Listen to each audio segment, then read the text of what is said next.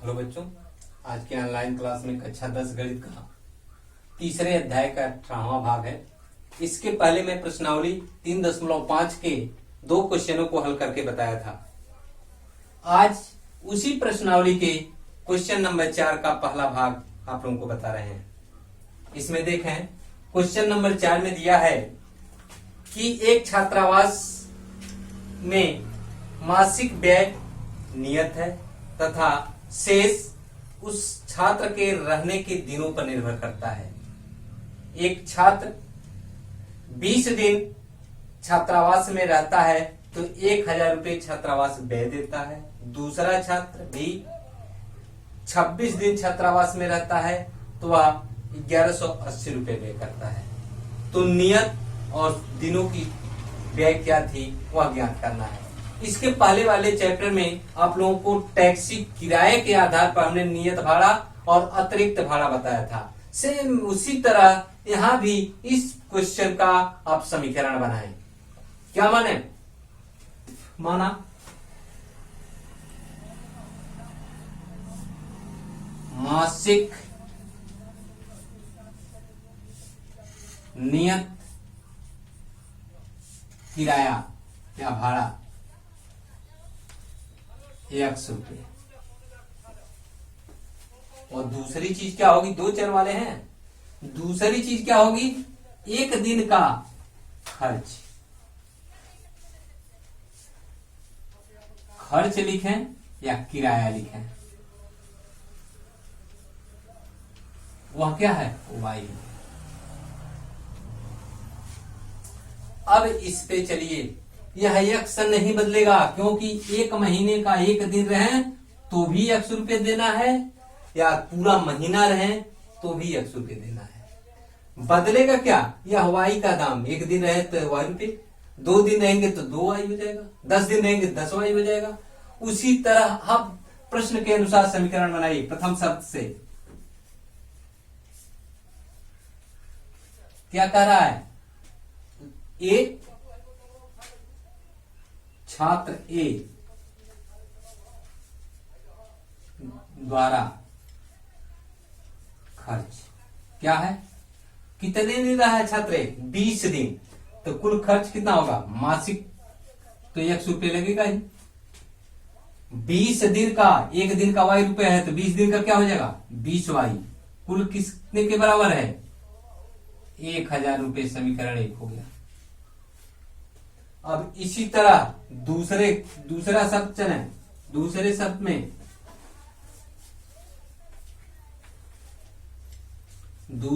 में क्या कर रहा है, छात्र बी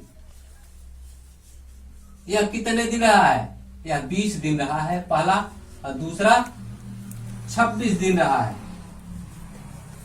तो इसका खर्च क्या हो जाएगा, x धन 26 वाई बराबर 1180। समीकरण नंबर 2। देखिए, यहां आप किसी भी विधि से हल कर सकते हैं। ब्रजगुणनखंड विधि या विलोपन विधि या प्रतिस्थापन विधि से भी हल निकाल सकते हैं। आप इन दोनों में किसी भी विधि का प्रयोग करके आप हल कर लेंगे। लाइए मैं जल्दी करने के लिए विलोपन विधि का उपयोग कर दे रहा हूं। समीकरण 2 से समीकरण 1 को घटा दें। समीकरण 2 से समीकरण 1 को घटा दीजिए। घटाने में यह दिखाई दे रहा है, x कैंसिल हो जाएगा, यानी x धन 26 वाई बराबर 1180 और दूसरा है x ऋण 20 वाई बराबर 1000। घटा दें, क्या आ गए, 6 वाई बराबर 1180, तो वाई बराबर 180 बटे 6, यानी वाई बराबर कितना आ जाएगा, वाई बराबर 30 रुपया। यानी एक दिन का खर्च कितना हो गया, 30। अब इस 30 वाई का मान किसी भी समीकरण में रख दें, 1 2 किसी में रख दें तो आपका मान आ जाएगा। तो लाइए, वाई का मान समीकरण 1 में रखने पर रख दीजिए। x धन 20 गुणे y का मान कितना है 30 बराबर किसके है 1000। तो x धन 30 गुणे 20 600 बराबर 1000। तो x बराबर 1000 ऋण 600 तो x बराबर 400 रुपये। इस प्रकार हम कहेंगे मासिक किराया प्रति बच्चों का 400 रुपये और प्रतिदिन का किराया 30 रुपये है। अब इस तरह आप हल करेंगे। दूसरा भाग में बता रहा हूं। देखिए अब दूसरे भाग में आपको भिन्न टाइप में क्वेश्चन दिए गए। भिन्न को कैसे समीकरण बनाएंगे, आपको भिन्न किस रूप में होते हैं, यानी बटे के रूप में a बटे b, उसी रूप में मान लें। माना भिन्न का अंश और हर होते हैं, अंश x तथा हर y है। तो भिन्न क्या बनेगा x बटे y, या भिन्न हो गया। अब प्रथम शर्त में चलिए क्वेश्चन क्या कह रहा है। प्रथम शर्त क्वेश्चन यह कह रहा है कि भिन्न 1/3 हो जाती है, उसके अंश से 1 घटा दिया जाता है। देखिए दोनों की बात नहीं, हर और अंश दोनों में नहीं कह रहा है, केवल अंश से 1 घटा दिया जाता है। प्रथम शर्त से x ऋण 1/y बराबर 1/3, इसका 3 गुणा करके मान निकालना है। x ऋण 3y 3x minus 3 equal to y को इधर पक्षांतर कर दें, गणित को उधर 3x minus y equal to 3, समीकरण नंबर 1 डालना है। देखिए पहला समीकरण बन गया। इसी तरह दूसरा शर्त क्या कह रहा है,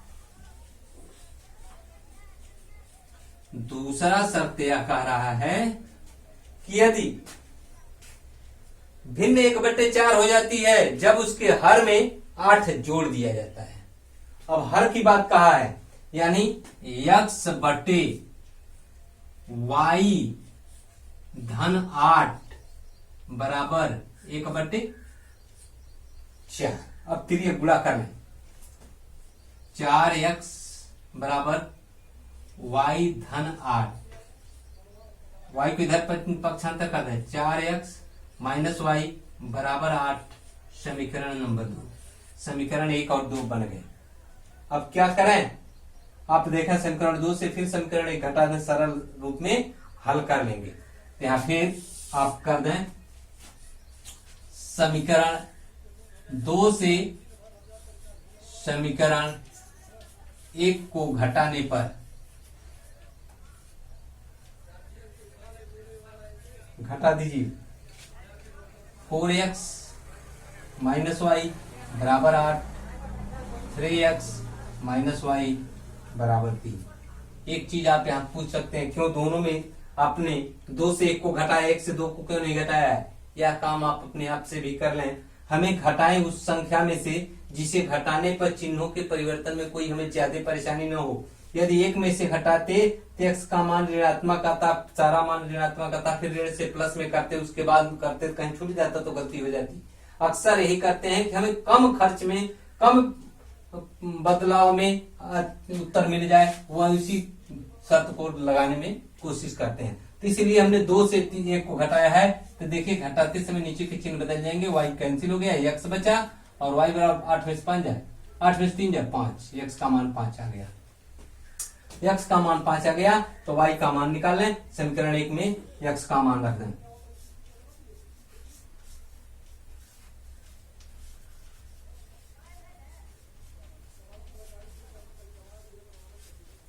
रख दीजिए, कितना आ गया 3 × 5 माइनस y बराबर 3, 15 माइनस y बराबर 3। इस 15 को उधर पक्षांतर कर दे तो माइनस y बराबर 3 माइनस 15 तो घट जाएगा, माइनस y बराबर ऋण 12, y से ऋण कैंसिल तो y बराबर 12। देखिए यही मान आपका उत्तर हो जाएगा, x बराबर 5 और y बराबर 12, यह आपका उत्तर हो जाएगा। इस तरह आप बाकी क्वेश्चनों को समीकरण बनाकर हल करेंगे। इसमें आप लोगों को दो चर वाले रैखिक समीकरणों में बदलने जाने वाले समीकरण का अध्ययन करना है। इसका मकसद यह है कि कुछ समीकरण आप दिए गए रहेंगे, उसको दो चर वाले रैखिक समीकरण के रूप में पहले बदलेंगे, उसके बाद हल करेंगे। हल करने की विभिन्न सी विधियां इसके पहले आपने पढ़ा, ग्राफीय विधि, विलोपन विधि, प्रतिस्थापन विधि, वज्र गुणनखंड विधि। इन सारे विधियों का किसी भी विधि का उपयोग कर सकते हैं। शर्त यही रहता है जब तक क्वेश्चन से यह निर्देश न किया जाए आप किस विधि का हल करें, तब तक आप फ्री हैं, किसी भी विधि से हल कर सकते हैं। यदि निर्देशित कर दिया जाए ग्राफीय विधि से हल करिए तो ग्राफीय विधि से हल करेंगे, विलोपन से हल करिए तो विलोपन से हल करेंगे, वज्र गुणनखंड से हल करिए तब वज्र गुणनखंड से ही हल करना होगा। जैसे इसी में कह दिया जाए समीकरण को बदलकर वज्र गुणनखंड विधि से हल कीजिए, तब आप समीकरण बदलेंगे पहले और तब वज्र गुणनखंड विधि से हल करेंगे। जैसे आपके बुक में प्रश्नावली 3.6 में कुछ क्वेश्चन दिए गए हैं। उन क्वेश्चनों को जो दिए गए हैं वह रैखिक समीकरण के रूप में नहीं, उन्हें रैखिक समीकरण के रूप में पहले बदलना है और उसके बाद तब आप उसको हल करेंगे। जैसे पहला क्वेश्चन दिया 1/2x plus 1/3y is equal to 2, 1/3x plus 1/2y is equal to 13/6। इसे साधारण रूप से हल करते हैं। दूसरा क्वेश्चन दिया है करनी में, करनी में हो सकता है आपको थोड़ी सी परेशानी हो, लेकिन कोई परेशानी नहीं, जिस तरह करनी वाला करेंगे उसी तरह उसे भी कर लेंगे। बता दे रहा हूं करनी वाला ही दूसरा भाग कि 1/करनी में x, 1/करनी में 2/करनी में x, सॉरी 2/करनी में x प्लस 3/करनी में y बराबर 2। और दूसरा दिया है 4/करनी में x माइनस 9/करनी में y इज इक्वल टू -1। देखिए अब इस समीकरण को हल कर सकते हैं। हल करने के लिए आपको पहले क्या कहा गया, दो चरों के रैखिक समीकरण में बदलें। दो चर के रैखिक समीकरण में बदलने के लिए देखिए बटे x दिया है, इसको रैखिक समीकरण रूप में बदलने के लिए आप यहाँ थोड़ा सा यह कर सकते हैं कि कैसे बदलेंगे। तो देखें 1/करनी में x यहाँ भी है, 1/करनी में x, इसे लिख सकते हैं कि नहीं लिख सकते हैं? यहाँ 2 गुणे 1/करनी में x इसे लिख सकते हैं, 3 गुणे 1/करनी में y, इसी तरह इसे भी कर सकते हैं, इसे भी कर सकते हैं। अब 1/करनी में x और 1/करनी में y को आप a और b या किसी भी बीजगणितीय टर्म के रूप में मान, 1/करनी में x बराबर a तथा 1/करनी में y बराबर b। अब 1/करनी में x के स्थान पे a रखा है, 1/करनी में y के स्थान पे b रखा है। तो देखिए समीकरण हो गया 2a plus 3b is equal to 2 और हो गया 4a minus 9b equal to -1। दो समीकरण बन गए।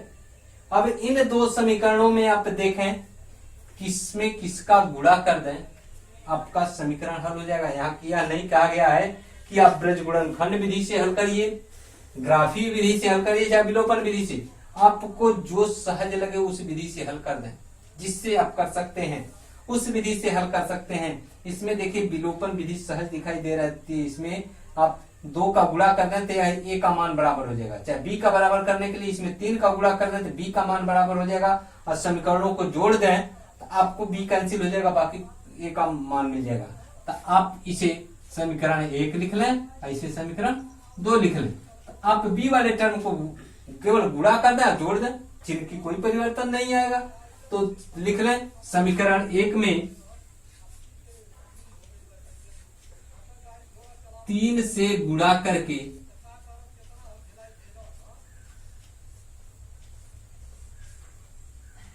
समीकरण 2 को जोड़ने पर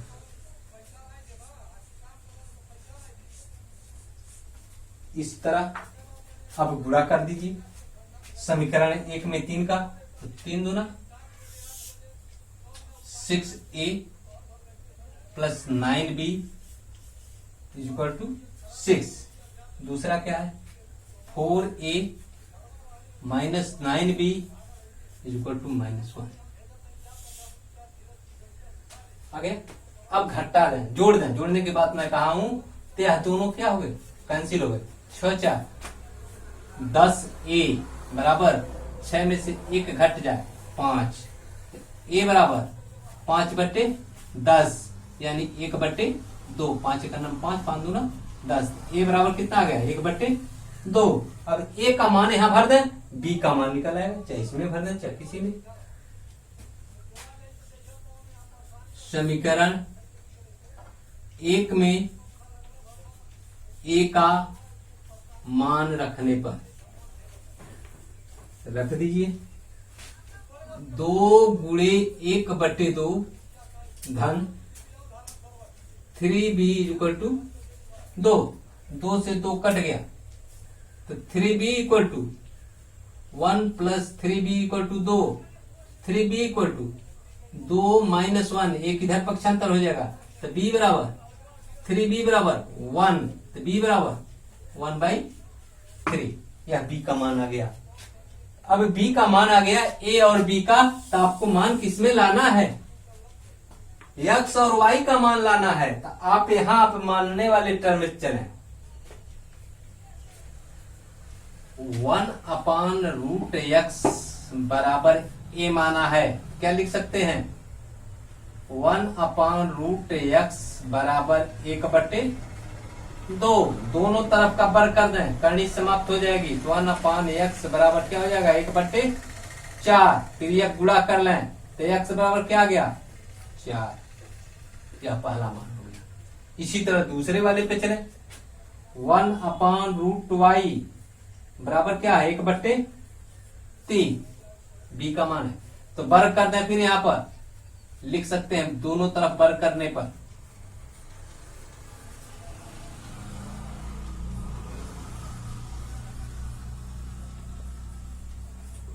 अब यहां भी दोनों तरफ वर्ग कर दें। 1/y बराबर 1/9, तो y बराबर 9। इस तरह x और y के मान हो गए। इस तरह आप हल करेंगे। इसमें अन्य क्वेश्चन के दूसरा क्वेश्चन जो है उसका मैं 2 क्वेश्चन बताऊंगा, बाकी पार्ट इसके पहले क्वेश्चन के आप हल करेंगे। इस चैप्टर का लास्ट क्वेश्चन 2 बताने चाह रहा हूं। अब इसके बाद आप लोग बाकी क्वेश्चन को हल करेंगे। इसके बाद फिर अगला चैप्टर शुरू होगा। इसमें एक चीज और बता दें, क्वेश्चन नंबर 2 में आपको दिया गया है पहला भाग ऋतु धारा के अनुकूल 2 घंटे में 30 किलोमीटर तैर सकती है तथा धारा के प्रतिकूल 2 घंटे में 4 किलोमीटर तैर सकती है, तो उसकी स्थिर जल में तैरने की चाल तथा धारा की चाल ज्ञात कीजिए। देखिए आप लोग अपने अनुभव के आधार पर भी बता सकते हैं। कभी कभी आप लोग जब साइकिल से स्कूल आते हैं, हवा तेज चलती है, तेरी हवा के विपरीत मान लीजिए हवा पूरब से पश्चिम को चल रही है, आप पश्चिम से पूरब स्कूल की तरफ आ रहे हैं, तो साइकिल चलाने में बहुत जो बल लगता है। क्यों लगता है? क्योंकि हवा का दाब आपको रोकता है और उसको तेज उससे ज्यादा बल लगाने के बाद ही आप हवा के दाब को काट कर आगे बढ़ते हैं।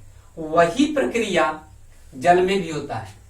आप जितने लोग तैरते होंगे वो लोग अनुभव किए होंगे कि यदि किसी नदी के बहाव में, नहर आप बगल में देख रहे हैं, नहर के भी बहाव में देखते तैरते हैं, यदि उसकी जिस तरह धारा चल रही है उधर तैरते हैं तो बड़ी जल्दी से आप कुछ दूरी निकल जाते हैं। क्यों निकल जाते हैं? क्योंकि आपका वेग और धारा का वेग दोनों एक साथ जुट जाता है। यदि उसी के विपरीत चलना रहता है तब आपको ज्यादा बल और उससे ज्यादा समय लगता है। तो यहां इसको मानने के लिए आप धारा की चाल और अपनी चाल अलग अलग मानेंगे और औसत चाल के रूप में जब लेना है तो दोनों को एक साथ करके तब हम मान निकालेंगे। तो सबसे पहले मान है, माना ऋतु की शांत जल में चाल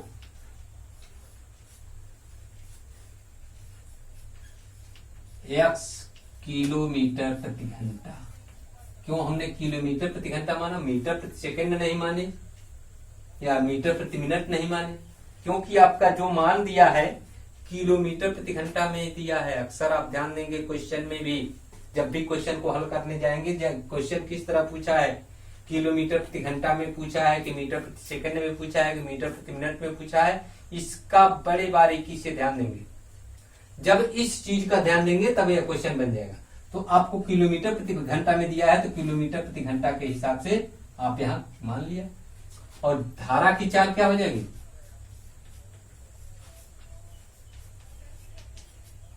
y किलोमीटर प्रति घंटा।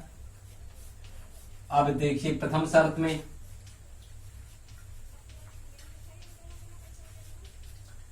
कह रहा है ऋतु धारा के अनुकूल यानी धारा की दिशा में चल रही है।